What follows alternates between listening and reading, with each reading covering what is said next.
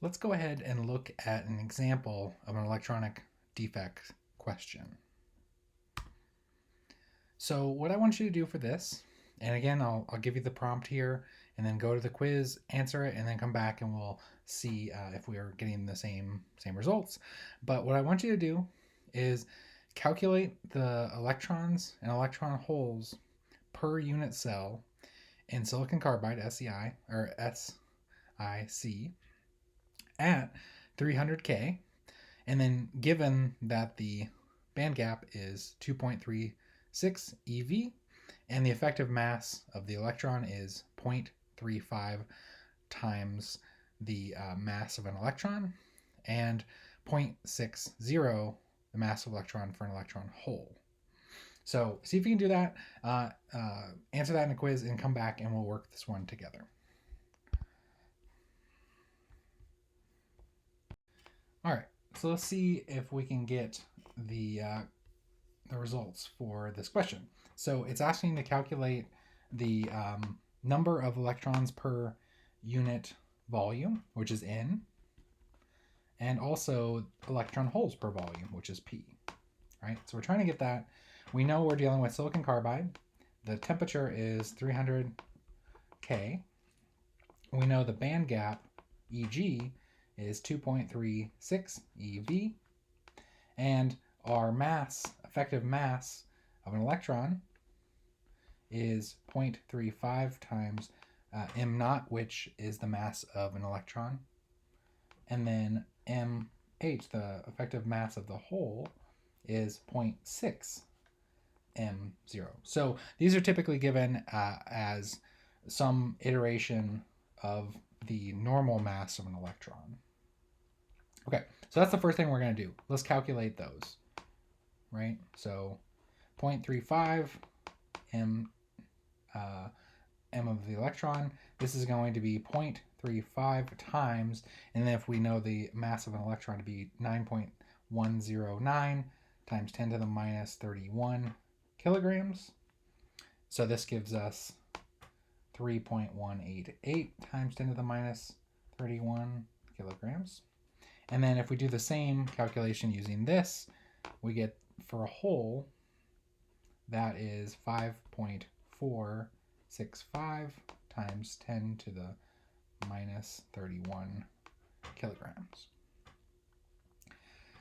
So the next thing we'll do is we have that expression for NP over density of states for valence and conduction band is equal to exponential of minus the band gap over KT. So the next thing we can do is, sorry about that, is we can calculate the density of states. So let's start with the conduction band.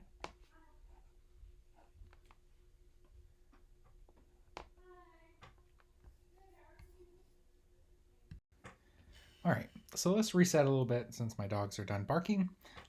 So we've got the expression that relates the band gap and temperature to the amount of electrons and electron holes. And so what we're going to do first is we're going to calculate these two terms, the density of states. So let's start with the density of states for the conduction band.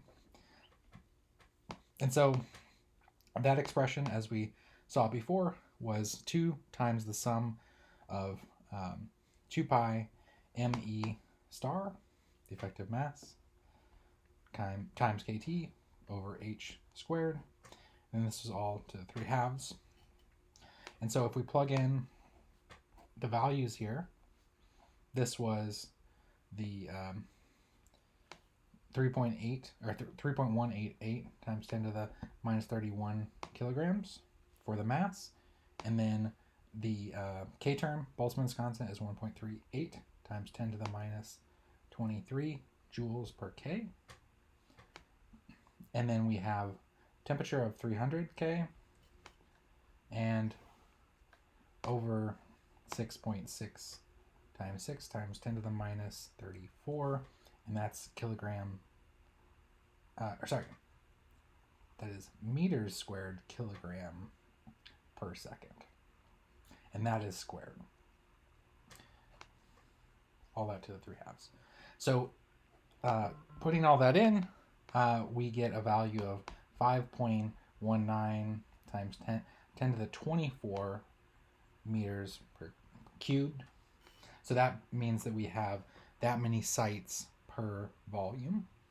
And we can do the same thing with the NV calculation, only plugging in the mass that we got for holes. And with that, we get 1.17 times 10 to the 25 per meter cubed. All right, so at this point, we've got these two terms. We know what the band gap is, and we know what our two constants are here. And so if we plug in those values, we can get the NP, the value for NP. So let's go ahead and calculate the exponential. So we know that this is 2.36 EV. We also can use, and so here, up here in this expression, we had K as well, and that we use joule per K, but we also can use the K with EV.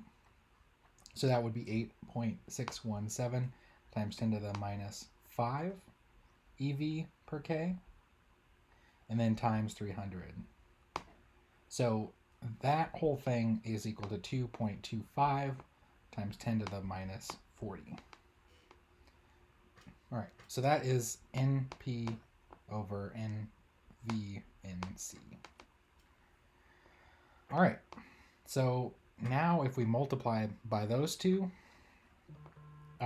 so multiply the numbers that we got over here times this number, we would get NP is going to be equal to NVNC times that exponential, so times 2.25 times 10 to the minus 40, and that would be a value of 1.36 times 10 to the 10 meters to the 6.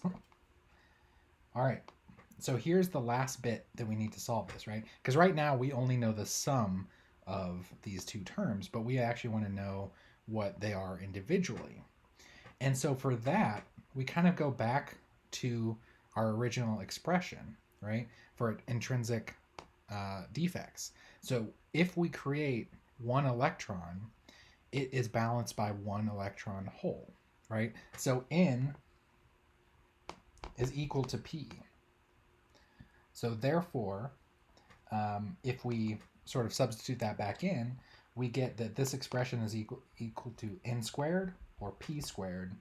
And so we can take the square root to solve for this, or to solve for N. And so when we do that, and I'll go on to need a little bit more paper here. So when we do that, we find that N and P are both equal to N square root of NP, and that's equal to that whole expression that equaled 1.36 times 10 to the minus, or 10 to the 10 meters to the minus 6. And so N and P equal 1.16 or 1.17 times 10 to the 5 meters per cube. So essentially, this is the number of electrons or electron holes that we have per volume, so per meter cubed. So this is kind of our result of this. So the reason we can solve it is because we know that the number of electrons equals the number of electron holes, because this is an intrinsic semiconductor. And so that's how we arrive at this answer.